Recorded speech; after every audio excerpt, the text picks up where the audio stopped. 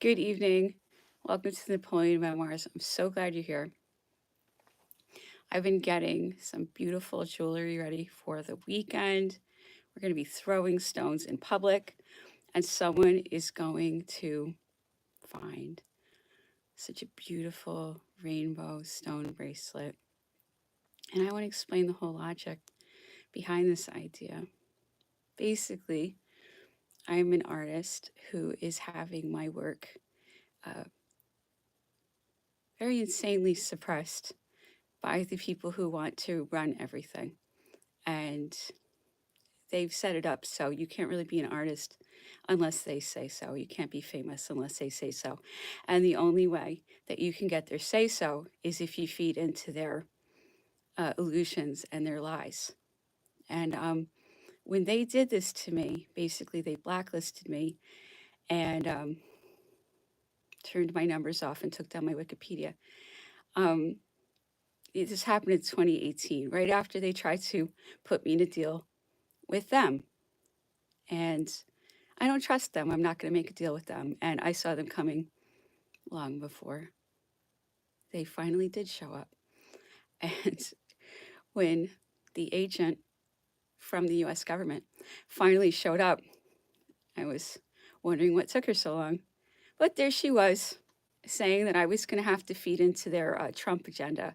And that was the plan that they came up with for me, that I was going to, I guess, be a truther, like a controlled opposition truther, lending the illusion of reality to their Trump act. And she basically let me know either you can take the money, take the fame, or else. And I actually took or else.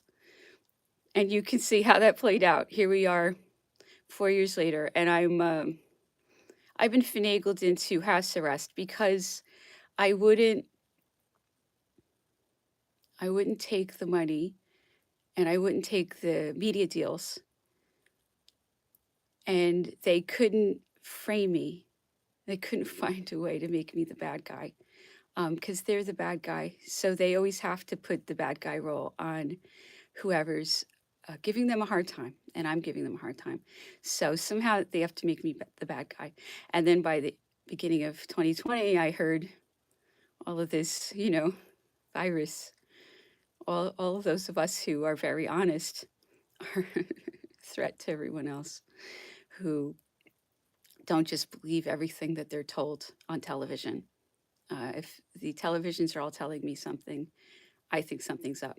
Anyway, so I am actually an influential artist in spite of all their games and lying and all the money that they have to bribe and blackmail people. So, since they couldn't bribe or blackmail me or seduce me, they did subvert me to a degree, unfortunately. They have affected me. They had to go with threats and intimidation, which is completely illegal. They figure they can get away with anything as long as they don't get caught. So they come to my house, and they've come to my house many, many times. And this is real. And I did not call the police, but a police officer came to my house and warded them off my house. And whoever you are, thank you so much for that.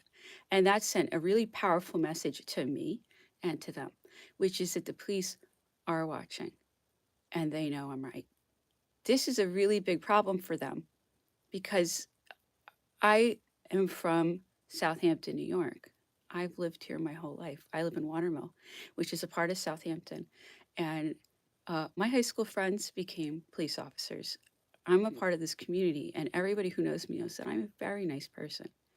And they know that um, they're marauders.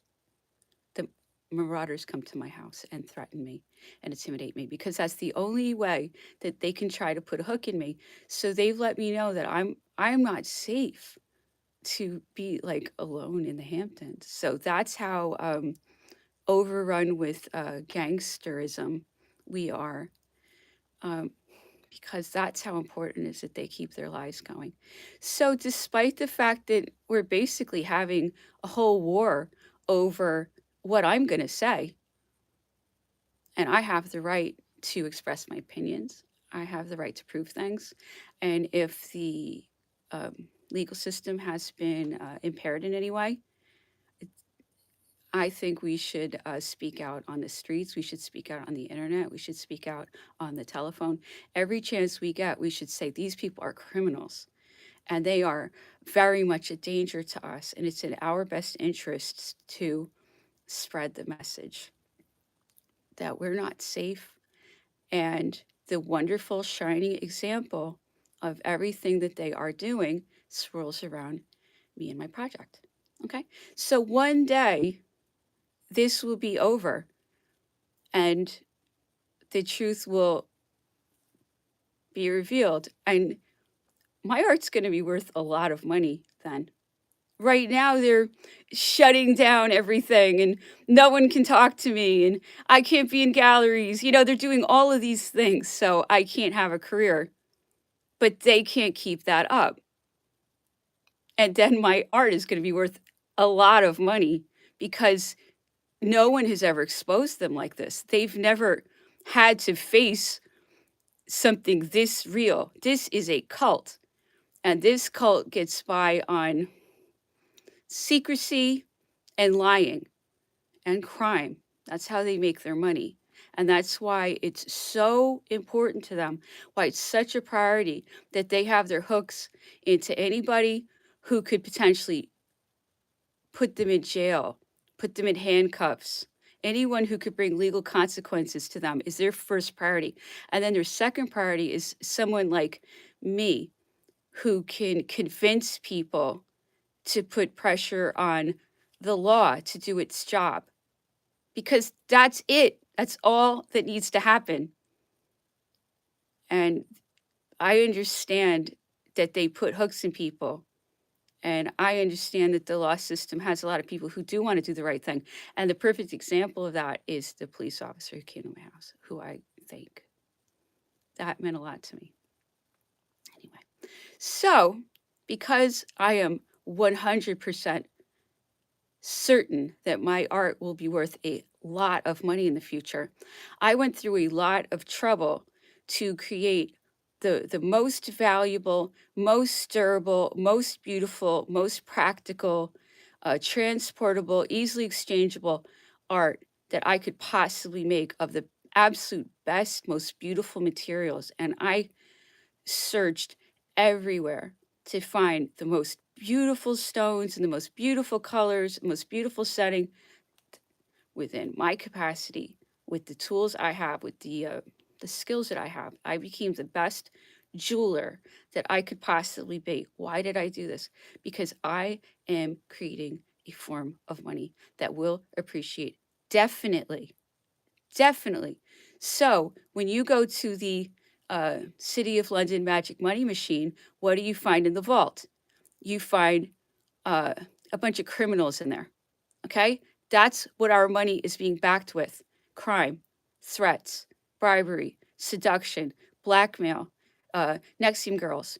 All of these things are tricks. Okay? The entire money system. And I'm so glad somebody's finally saying this on camera.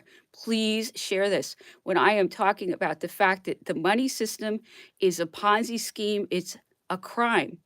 And I'm always trying to get people to understand that. And we're programmed to not understand money and to find it very confusing. It's not that confusing. It's what you value and will it buy you something? It's very easy to understand how money works. Therefore, say I give someone a bracelet or I issue currency and now they have my bracelet. Okay. And either they value it as a bracelet or they could throw it out. They could not value it. Or they could say, look, this is a precious object that's going to appreciate. I'm going to really take care of it. And then someone comes along and says, you know what, I'll give you $100 for that. And they're like, wow, really would love that. Now it's money because someone would give them $100 for it because they're valuing it. That's how money works. Okay. So not to be patronizing. Therefore, I could build a vault of treasures, and they are treasures and they will appreciate. And I can't see any other money that will appreciate right now. Okay. Because even all the land they have, can they hold it? Okay. So there's Think about it. Things could change. There is no hedge right now. The stock market, don't make me laugh. Paper money, where's the money? You see? So we're trying to create real money, real treasure, a real commodity, a real hedge. And I am issuing currency through throwing stones. And I want people to value this money. And if they get it, appreciate it and buy it, give it value. Understand that this is something that will appreciate and that this is a real free money solution. And I am completely committed to this idea as an art project, but that doesn't mean it's not money because think about it. An artist makes money, particularly one who is influencing this much. Okay? This is money. This is real money. And it's beautiful jewelry and it's not perishable if you take care of it. And I will stand behind it if you want me to repair it because it's money. I have to keep it going. You know, if you have a torn dollar bill, you go to the bank, they'll give you a new one. Okay, I have to defend this. I'm backing this up with my name. It's very important that people understand what money is.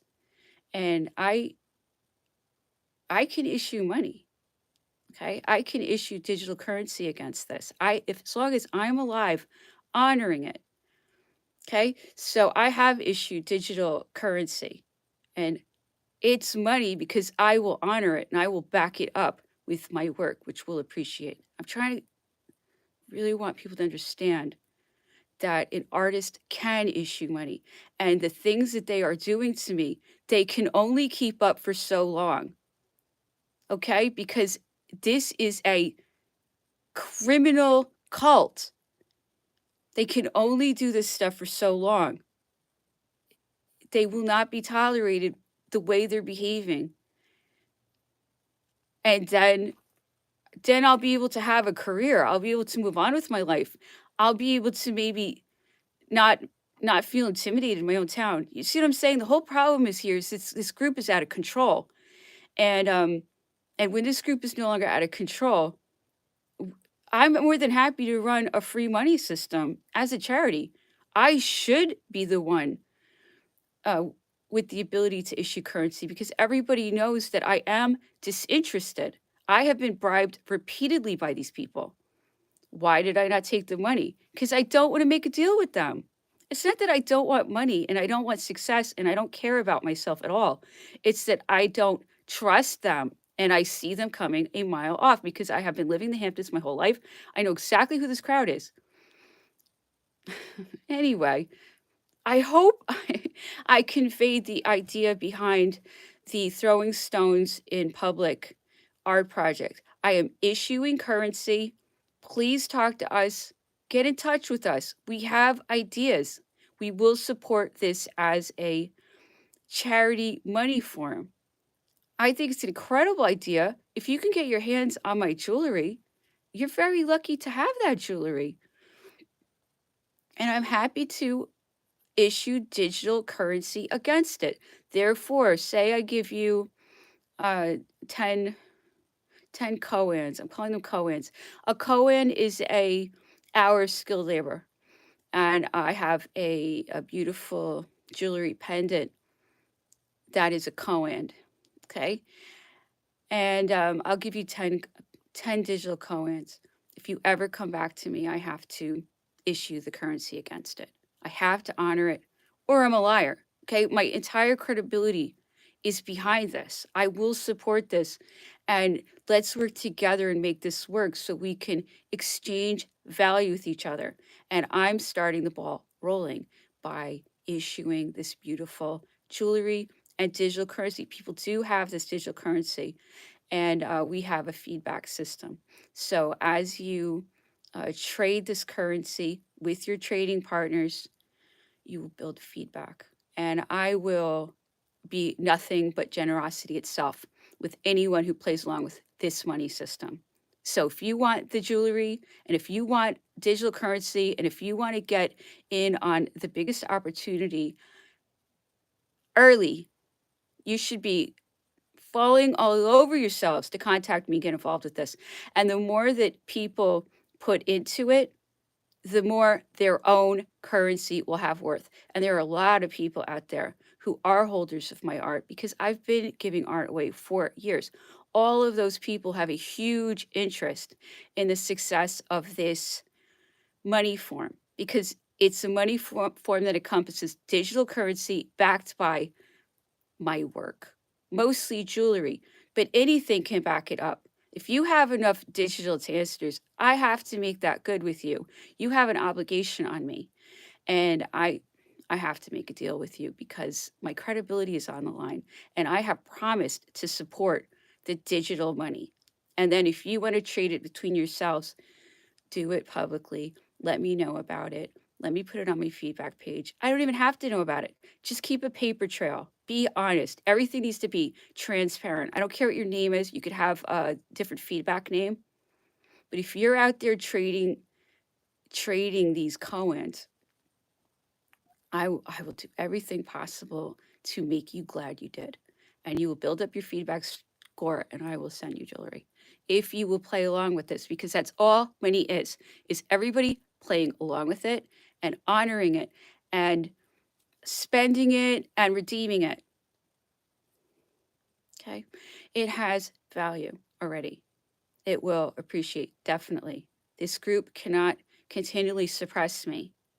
Everyone's getting really sick of it. There's only so long you can have criminals running around like this doing these things. Okay. And a lot of it is, I think I got them really upset. And now they're just acting so crazy. They're acting so crazy. They're not hiding themselves well anymore. And when you can see them, it's game over because look, they were hiding very well. They were hiding well, but not well enough. Not well enough because we can all see them now. I don't know what they're gonna do because they're completely exposed in every way. So it's gonna be really interesting, and it's up to you. It's up to you. It's up to you what happens. Do you want to live under organized crime, global organized crime? See what they've got next. See what their robot plans are. They just love robots. Okay. The more I looked into them, the more fascinating they are. Okay. And the term Bond villain, they're Bond villains. I don't even watch those movies, but I know it's like some kind of rich, crazy person with uh, like twisted ideals. Like they have some grand plan, but it's crazy and evil and it involves killing a lot of people. And that's something we used to talk about on the blog, how we found the Bond villains. They're, you know where they are. I know where they are. Anyway, so back to Lavalette. I'm gonna have to take it way back on the memoirs. I was doing 5 a day. I could not handle that at all. I do way too much, and then I gotta draw it back. Anyway, so Lavalette, he's reading his newspapers and he's hiding. And now here's the next chapter.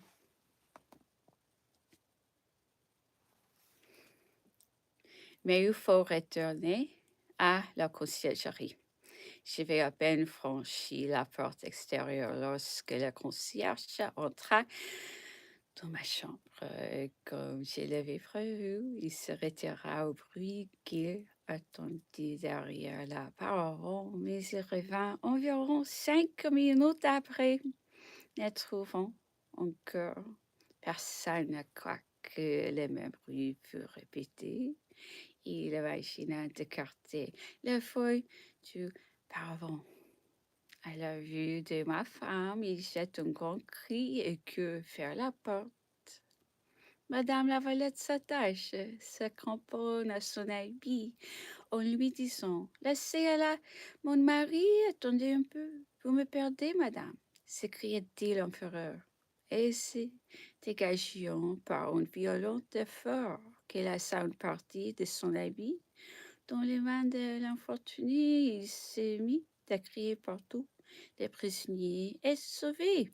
Arriva désespéré, s'arrachant les cheveux chez le préfet de police. Tous les geôliers, tous les gendarmes s'alançant dans toutes les directions. Deux des premiers atteigneront la chaise porteur qui cheminait encore tranquillement sous les quais. En l'ouvrant, ils ne trouveront que ma fille et l'abandonneront. On nuit bientôt de l'ordre dans les poursuites, et pendant toute la nuit, l'on alla faire des visites sévères chez tous mes amis, toutes mes connaissances, jusque chez les personnes qui n'avions eu d'autres rapports avec moi que ceux qu'avait pu leur donner mon ancienne position. Les barrières furent fermées le lendemain, et les joies de tout Paris de voir la police au désespoir fut inexprimable. Madame Lavalette, un peu rassurée après une demi-heure, commençait à se monter. Son agitation éthorée, joie de son bonheur. Si les poteaux des geôliers qui avions laissé sa porte ouverte ne s'étaient pas abandonnés contre elle à mille imprécations et nous ont assuré qu'il était impossible que je ne fusse pas promptement repris. L'arrivée du procureur général Bellard termina toutes leurs insultes. Il se mit gravement à verbaliser et fit à Madame de Lavalette des reproches qui, n'étant que ridicules par son ordre, elle fut traitée avec une sévérité qui, dans l'état de santé où elle était, fut la principale cause de la cruelle maladie qui l'a tourmentée pendant plus de 12 années et dont elle est enfin guérie au moment où j'écris. On lui fit habiter la chambre du maréchal Ney. Il n'y avait pas de cheminée, mais un poêle dont la chaleur la faisait souffrir jour et nuit. Les vues données sur la cure des femmes, des croupions et ces malheureuses éterions toute la journée. Et le langage obscène et grossier était un supplice pour une jeune femme si bien élevée. Le plus rigoureux secret lui fut imposé. On ne permet pas à sa femme de chambre de venir près d'elle. C'était au geôlier qui la survit. Aucune lettre d'elle ne pouvait franchir les portes de la prison, mais une d'ailleurs ne pouvait arriver jusqu'à elle. Assaillie sans cesse de mes terreurs, la nuit surtout, quand on relevait les sentinelles, elle s'imaginait que c'était son mari qu'on ruinait. Pendant plus de 25 jours, elle ne peut trouver un moment de sommeil. J'étais loin de la croire aussi malheureuse. On m'avait dit pour me calmer qu'elle était établie dans l'appartement de la femme du préfet de police, comblée des gardes des soins, et que bientôt elle pourrait retourner chez elle. So Lavalette says, what happened? I can't even talk about this. He talks about what happened to his wife when she was in jail, and how they drove her crazy, and she couldn't sleep for 25 days straight. And because I can't even talk about this. So they told him that they were treating her nicely and they let her out. That's what they told Lavalette, so he wouldn't be so upset. But they were treating her very cruelly. Because this is a terrorist, vengeful regime that took over France, the same regime we're under, except that it's 200 years later and they're far worse now. Okay. So this was a heroic, beautiful, beautiful woman. And she was a obviously sensitive, caring, good person. And that's how people who are good and sensitive are treated in this world under this rulership. So it's in all of our best interest to take our own fate very, very seriously. I can't say that enough. We have power. We have brains. If we let ourselves be abused, we're proving them right. That we are stupid and we deserve it. Okay? Let's not prove them right. Let's prove them wrong. That's what I think. En los primeros tiempos de Santa Elena, Napoleón sospechaba que quieren matarle con ayuda del veneno, o bien mediante el hierro. Montolón nos habla mediante el hierro. Montolón nos habla de una ocasión en que el emperador estuvo especialmente en guardia. El gobernador Hudson había visitado a Napoleón.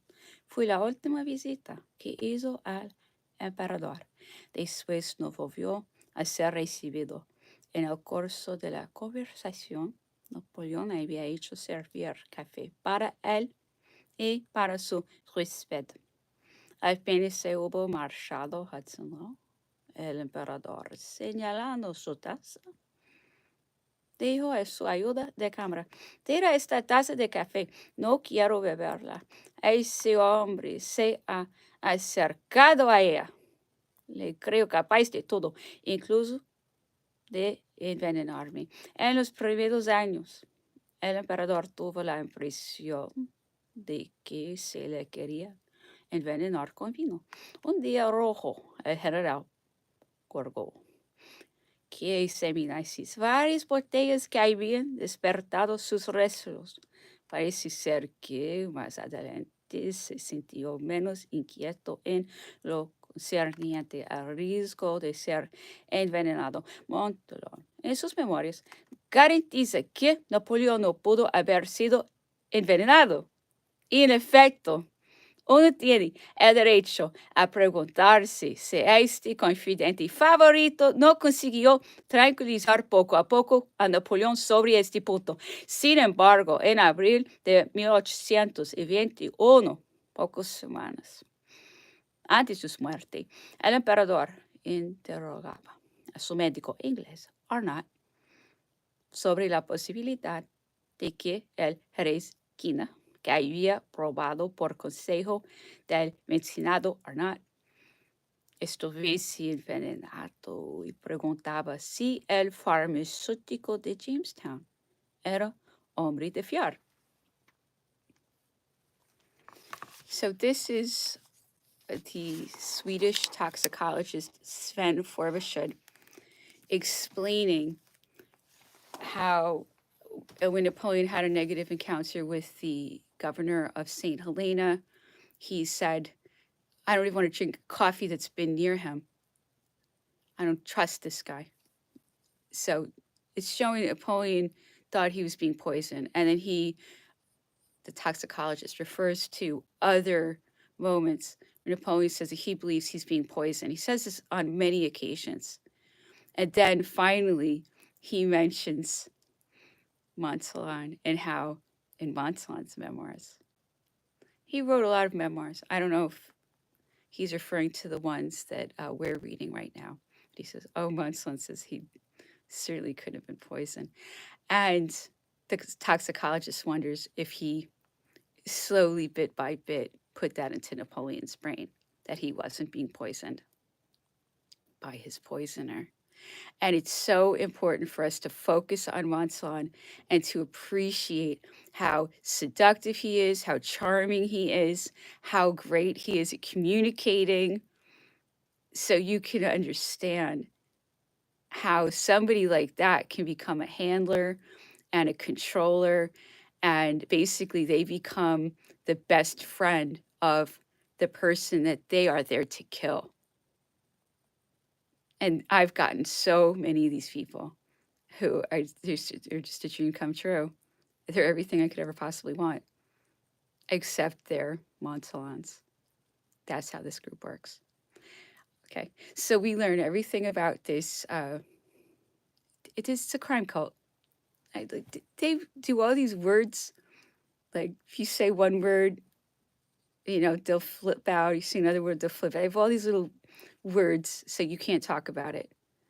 They're a cult that does a lot of crimes. Okay, go come up with some new PR psyops about that.